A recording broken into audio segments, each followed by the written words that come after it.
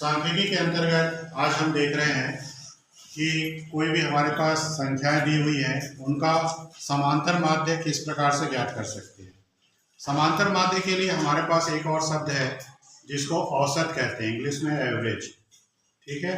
और समांतर माध्य के लिए इंग्लिश में जो शब्द है अर्थमेटिक मीन। तो यहाँ पे अगर प्रश्न में आपका कभी औसत लिखे या समांतर माध्य लिखे, इसका अर्थ है कि दोनों एक ही है। हम एक प्रश्न ले रहे हैं। प्रश्न हमारा इस प्रकार से दिया हुआ है कि प्रथम 10 विषम प्राकृत संख्याओं का औसत ज्ञात कीजिए, ठीक है। प्राकृत संख्या आपको पता है 1 से शुरुआत होता है और अनंत तक जाती है संख्याएं। विषम संख्या क्या होती है? तो ऐसी संख्याएं जिसमें 2 का पूरा पूरा भाग नहीं जाता है उसे हम विषम संख्या कहते हैं, और जिसमें पूरा भाग जाता है उसको सम संख्या कहते हैं। तो हमारे प्रश्न में विषम संख्या पूछना है, ठीक है। प्रथम 10 है, तो 10 प्रथम विषम संख्याएं कौन सी होंगी? वो भी क्या है? प्राकृत है, मतलब 1 से शुरू होगा, 1 में भाग नहीं जाएगा 2 का, फिर 3 में, 5 में, 7 में, 9, 11, 13, 15, 17, 19, कितना हो गया? 1 2 3 4 5 6 7 8 9 10 10 हो गया। और 10 ही संख्या 10 विषम संख्याओं को बोल रहा है, तो ये हमारी 10 संख्याएं हो गई। अब इसका हमको औसत निकालना है या समांतर माध्य निकालना, दोनों एक ही चीज है।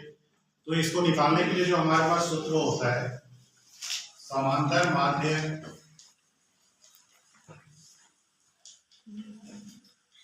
या इसे ही औसत कह दिया जाता है। इसको सामान्यतः x बार से दिखाते हैं और जिसका अर्थ सांकेतिक रूप में सिग्मा x अपॉन n होता है। सिग्मा x का मतलब क्या हुआ कि जितने भी यहाँ पे हमारे पास डाटा होंगे उनका जोड़ है, इसलिए सिग्मा शब्द का प्रयोग किया गया है। और n का अर्थ होता है पदों की संख्या, कुल कितने पद हैं। तो यहाँ पे हमारे प्रश्न के अनुसार हम देखें तो हमारे पास ये जो संख्याएं हैं इनका योग होगा। इनका योग के लिए हम लिखेंगे 1 धन 3 धन 5 धन 7 धन 9 धन 11 धन 13 धन 15 धन 17 धन 19। कुल कितनी संख्या है? तो प्रश्न में ही दे दिया है हमारे पास 10। अगर ये तो 10 दिया हुआ है तो इसको हम डायरेक्ट n की जगह पे रखेंगे 10। अब इसका हम टोटल कर लेते हैं, सारे को जोड़ना है हमको, जोड़ लेते हैं। तो आप भी जोड़िए, 19 और 1 20, 17 और 3 20, 40, फिर 15 और 5 20, 60, 13 और 7 80, 80 और कितना हो जाएगा 20। तो हो गए आपके पूरे 100।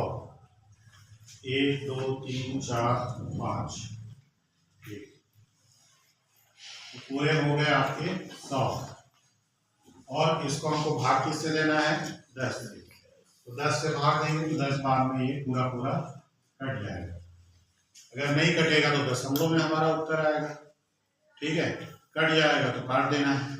तो प्रथम 10 विषम प्राकृत संख्याओं का औसत हमसे पूछा था, तो हमको कितना प्राप्त हो गया है? 10। तो ये हमारे प्रश्न का उत्तर हो गया।